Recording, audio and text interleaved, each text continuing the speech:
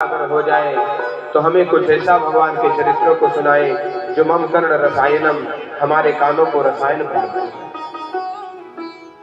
उस समय कहते हैं गुरुदेव, चिंतामणि वो वस्तु है जिसके सामने जो भी मांगा जाए तो वह ला करके वापस कर सकती है। कल्पवृक्ष वह वस्तु है, वह वृक्ष है जो कि जिसके नीचे बैठ करके जिस भी चीज की याचना की जाए उसे हमें प्राप्त हो सकता है। लेकिन उस चिंतामणि में और कल्पवृक्ष में यह सामर्थ्य नहीं है कि भगवान को प्रकट कर सके।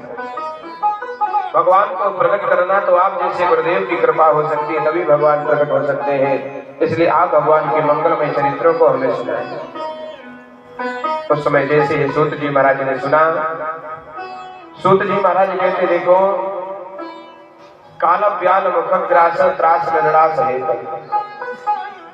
ये जीव जो है काल के मुख में ग्रास बने हुए हैं, अधा पतन की ओर जा रहे हैं। इनका कल्याण तभी होगा जब श्रीमद् भागवतम शास्त्रम कलौ कीलेन भासितम, श्रीमद् भागवत श्रवण करेंगे और सुखदेव जी महाराज का गाया हुआ वह श्रीमद् भागवत जब श्रवण करेंगे तभी उद्धार हो सकता है। उस समय जैसे ही सूत जी महाराज भगवान की लीलाओं को श्रवण करा रहे थे, उस समय देवराज इंद्र आए और आकर के अपने हाथों में अमृत का कलश लेकर के आए और आकर के कहते, गुरुदेव हमने सुना है कि आज के 7 दिन बाद राजा परीक्षित की मृत्यु होना है, तो आप ऐसा करें कि यह अमृत जो है राजा परीक्षित को पिला दीजिए और उसके बदले में जो आप हरि कथा अमृत सुना रहे हैं वो हमको श्रवण कराएं। सुखदेव जी महाराज हंसते हैं, अरे ठगियों, यहाँ पर भी तुमने ठग किया, यहाँ पर भी व्यापार की बुद्धि तुम रख रहे हो। उस समय सभी को डांट डपट करके ब्रह्मा जी के पास में भगा देते। उस समय कहते हैं महाराज, यह जो है श्रीमद् भागवत कथा भगवान की निरंतर चलती रहती है, लेकिन साप्ताहिक रूप में नारद जी के द्वारा प्राप्त होती है। उस समय शौनकाद ऋषियों ने कहा कि प्रभु नारद जी को तो श्राप लगा हुआ है कि एक जगह पर 2 घड़ी से ज्यादा नहीं ठहर सकते, तो उन्होंने कैसे भगवान की लीला को 7 दिन रुक करके श्रवण किया, ये बताने की कृपा है। सूत जी महाराज कहते हैं, एक बार नारद जी जो है लोगों का भ्रमण करते हुए गए और जब देखते हैं पृथ्वी पर उनका मन जो है अशांत हो गया और उन्होंने सोचा कि चलूंगा बद्रिकाश्रम में, और बद्रिकाश्रम जैसे पहुंचे तो वहां पर शौनकाद ऋषियों से मुलाकात होती। शौनकाद ऋषियों ने जैसे देखा, कहते महाराज आपका मुखमंडल इतना उदास क्यों है? क्योंकि हमने सुना है कि जिसको भी नारद जी का दर्शन हो जाता है वो रोता हुआ भी व्यक्ति हंसने लगता है, और आज आप उदास हैं, उदासी का कारण बताइए, और आपका ऐसा क्या गुम गया है, ऐसा क्या खो गया है कि जिसके लिए आप उदास हैं? क्योंकि संतों का धन तो राधा नाम का धन है, और आप इतने उदास क्यों हैं? आप तो ऐसा मालूम पड़ता है जैसे किसी कृपण व्यक्ति का धन चोरी हो जाए और वो धन के लिए लोभ में आकर के उस धन को ढूंढता रहे और उसी में परेशान रहे।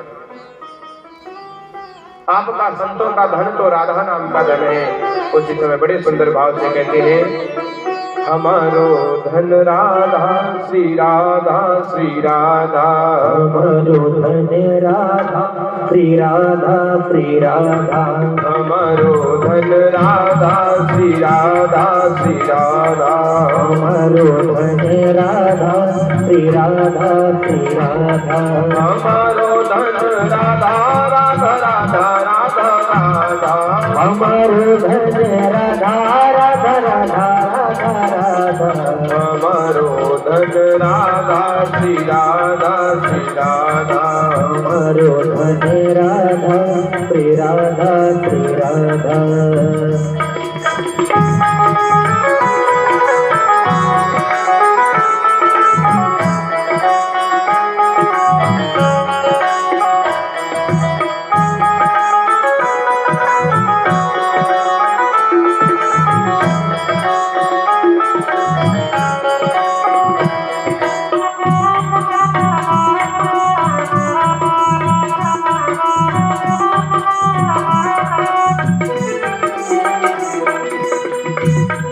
जीवन धन राधा राधा राधा राधा राधा जीवन धन राधा राधा राधा जीवन धन राधा राधा राधा राधा राधा जीवन धन राधा राधा राधा राधा राधा प्राण धन राधा श्री राधा श्री राधा प्राण धन राधा श्री राधा श्री राधा हमारो धन राधा श्री राधा श्री राधा हमारो धन राधा श्री राधा श्री राधा